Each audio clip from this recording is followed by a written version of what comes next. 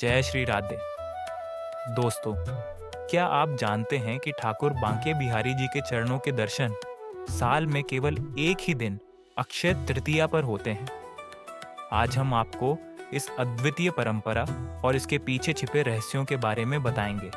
तो तैयार हो जाइए इस अद्भुत रहस्य और पवित्र परंपरा के सफर पर चलने के लिए। आइए जानते हैं क्यों लाखों भक्त इस दिन का बेसब्री से इंतजार करते हैं और क्या है ठाकुर जी के चरणों की विशेषता। ध्यान से देखें और हमारे साथ इस पवित्र यात्रा में शामिल हों।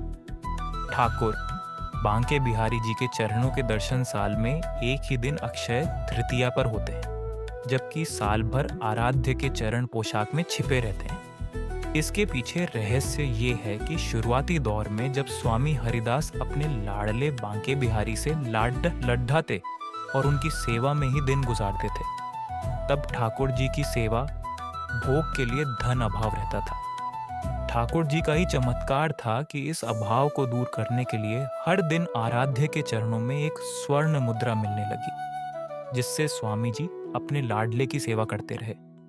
मुद्रा निकलने का सिलसिला तो बाद में खत्म हो गया, लेकिन ठाकुर जी के चरण दर्शन न करवाने की परंपरा आज भी सेवायतों द्वारा निभाई जा रही है। यही कारण है साल में एक ही दिन अक्षय तृतीया पर आराध्य के चरणों के दर्शन कर भक्त अक्षय पुण्य प्राप्त करते हैं। शुरुआती दौर में जब स्वामी जी सुबह उठते थे तो ठाकुर जी के चरणों में एक स्वर्ण मुद्रा निकलती थी। स्वामी जी इसी स्वर्ण मुद्रा से आराध्य बांके बिहारी की सेवा और भोगराग की व्यवस्था संचालित करते थे। यही कारण है कि ठाकुर जी के चरणों के दर्शन किसी को नहीं करवाए जाते थे। बांके बिहारी जी अक्षय तृतीया के दिन साल में एक ही बार भक्तों को चरण दर्शन देते हैं। ठाकुर जी के चरणों में अपार खजाना है। मान्यता है ठाकुर जी के चरण के विलक्षण दर्शन करने वाले की हर मनोकामना पूर्ण होती है। यही कारण है कि अक्षय तृतीया पर आराध्य के चरण दर्शन को देश दुनिया से लाखों भक्त वृंदावन में डेरा डालकर आराध्य के चरणों की एक झलक पाने को उतावले रहते हैं।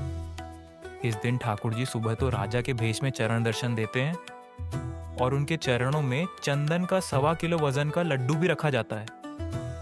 मंदिर सेवायतों की माने तो ये चंदन का लड्डू भी इसी मान्यता के तौर पर रखा जाता है कि स्वर्ण मुद्रा के दर्शन भक्तों को करवाए जा सकें। सुबह राजा के भेष में चरण दर्शन देने के बाद शाम को बांके बिहारी के पूरे श्री विग्रह पर चंदन लेपन होता है और आराध्य अपने भक्तों को सर्वांग दर्शन देते हैं। स्वामी हरिदास ने ठाकुर जी के चरण दर्शन न करवाने की जो परंपरा 500 साल पहले शुरू की थी, मंदिर के सेवायत भी उसी परंपरा का निर्वहन करते आ रहे हैं। आराध्य बांके बिहारी की जितनी भी सेवाएं वर्तमान में संचालित की जा रही हैं, वे सभी सेवाएं स्वामी हरिदास ने ही शुरू की थीं। उसी मान्यता के अनुसार मंदिर में आज भी परंपरा का निर्वहन सेवायतों द्वारा किया जा रहा है। इस वीडियो के माध्यम से हमने आपको बांके बिहारी जी के चरण दर्शन की दिव्यता और इसकी अद्वितीय परंपरा के रहस्य से रूबरू कराया। आशा करते हैं कि इस पवित्र यात्रा ने आपको नई जानकारी और आध्यात्मिकता का अनुभव कराया होगा।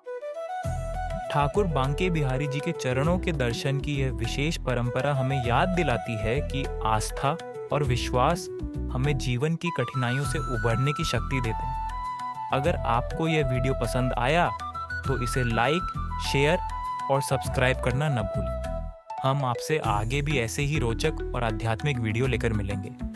धन्यवाद और हरि बोल।